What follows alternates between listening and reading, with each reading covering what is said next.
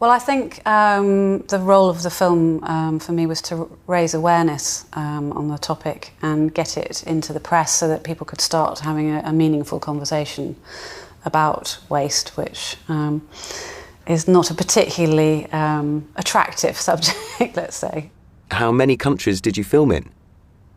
We ended up actually filming in 11 countries, but the stories that I've chosen are universal, and obviously I spoke to people in communities in more countries than we actually filmed in, but the stories are certainly not isolated. They're repeated around the world, sadly, wherever you kind of want to pick, actually.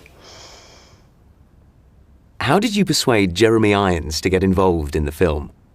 I had worked with Jeremy some years ago on a different film, and I was generally aware that he doesn't like waste either. He will, wear his jumpers until they're worn out. He'll keep his cars until they're falling apart. He'll repair everything. So he's always seen, the value in reusing things.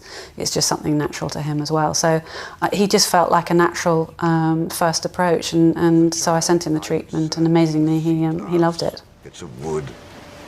But in the 50 years since then, things have changed.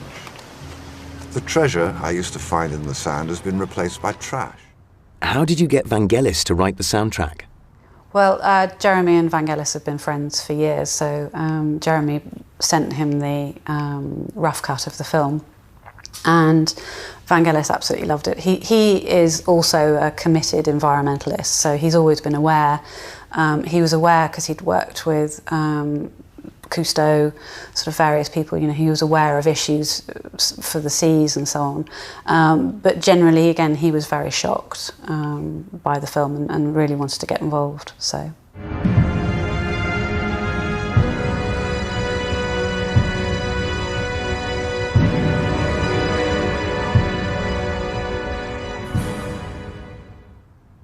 What research did you do before you started making the film?